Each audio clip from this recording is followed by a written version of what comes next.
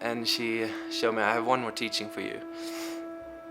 It was very clear, I could feel it. And then eventually this guy came up to me um, and asked me if I wanted to go to the Temple of the Moon, which is just outside the garden that where we were. And at first I thought like, well, hey man, I'm waiting for something. Why do you disturb me? And then I realized, well, of course it's him I've been waiting for. That's the way she talks to you. She makes you see these coincidences. So I went out with him in the area, and we went into one of the chambers of the Temple of the Moon.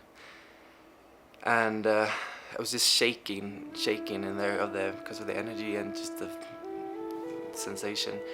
And even in the first ceremony, I've been out walking in the surroundings, and I've seen what I thought was the ancestors in the walls, like seeing the faces of them in the walls. And I've been exchanging some information with them somehow. And this time I felt very clearly like I could see them, and I asked them for permission to enter because it was so powerful. And they told me, well, you don't need to ask for permission. We called you here. That's the feeling I got. So I entered the cave with this feeling of walking in as an equal, and I was just shaking from that. And so I was entering the cave, and it was like as they told me, like you're equal, you're an equal as, and you're not more than us, and you're not less than us either. So you need to take your space, and we're expecting you to take your space. So it was the same lesson, but in a different manifested form. So stayed in there, and eventually a guide came and explained to the others of the group that this was the cave used by the Incas. The person who was going to become an Inca, he entered the cave and he would come out newborn as an Inca. And when I heard that, it just matched my experience so well. It's just that the same feeling I had of being initiated into something, even though I didn't know what it was, like taking my space.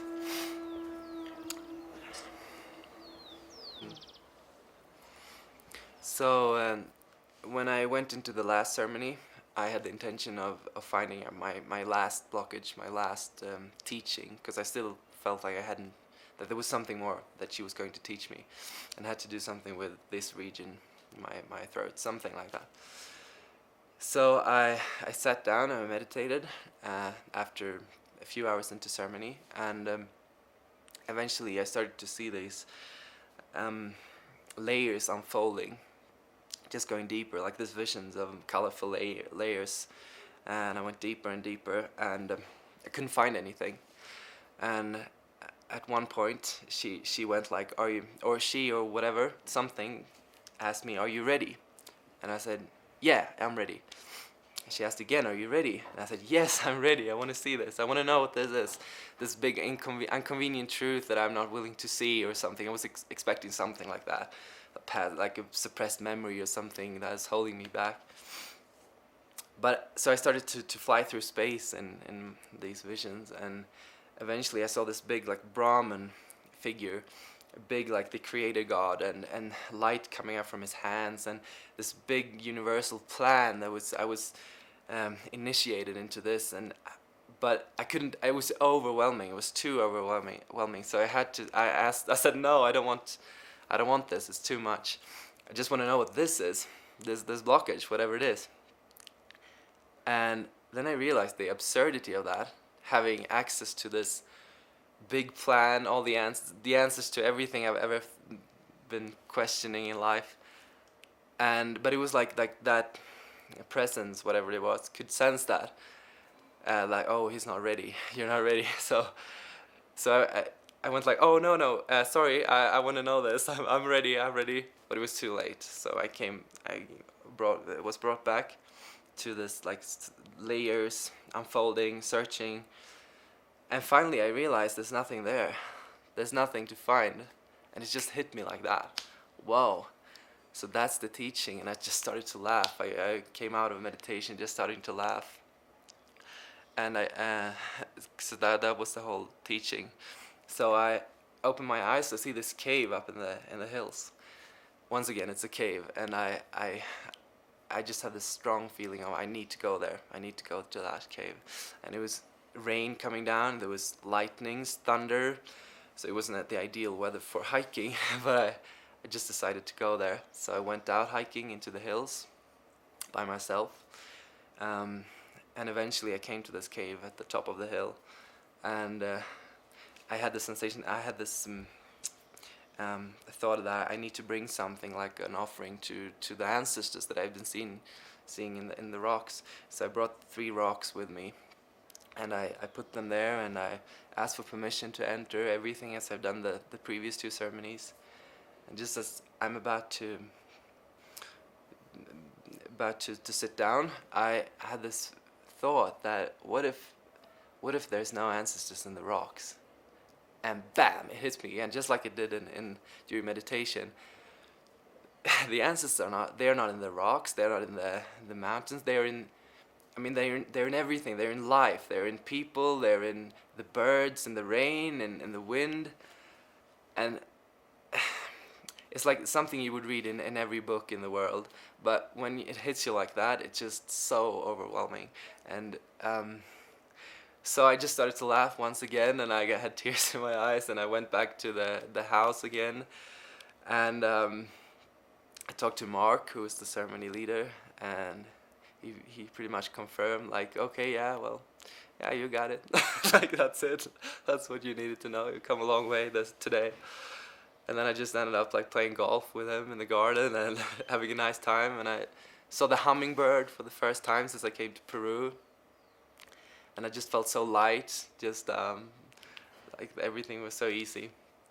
So, but I went out again into the mountains, and once again I felt this old cave of the Temple of the Moon calling me. But at that time I had the feeling I don't need that anymore. I've seen it, you know. There's no ancestors there. I don't need to go there. But still, it was really calling me. So I was too curious to stay out of it. So I went into the cave again, and ooh, I could feel this like strong energy coming from there, and it's just like shaking once again inside the cave. And once again I had this feeling of as if they told me, like, okay, it's good, you got the lesson, you got what we're trying to tell you, but we're still here. Like the ancestors. So they show me it is that easy, but it's still not as simple as you might think. So that was it. So now what I'm doing now is I'm trying to work with the things that she told me in the ceremonies, the San Pedro, what she told me, and trying to integrate it into my life, because I think that's the hard part. Because before I came here, I thought that the plant teacher would do the job for you. They would just fix things, but that's not the case. They can only show you things, and then it's you who have to integrate it into your life and yeah, sustain that level of knowledge that you've got through the ceremonies.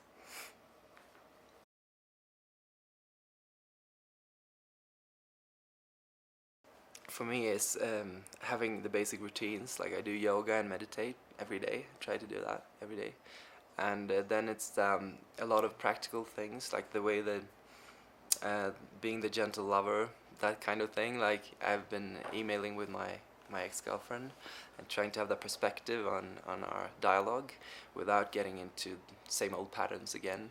That's really hard. So yeah, but mainly keeping your routines up and doing the job. Yeah, thank you.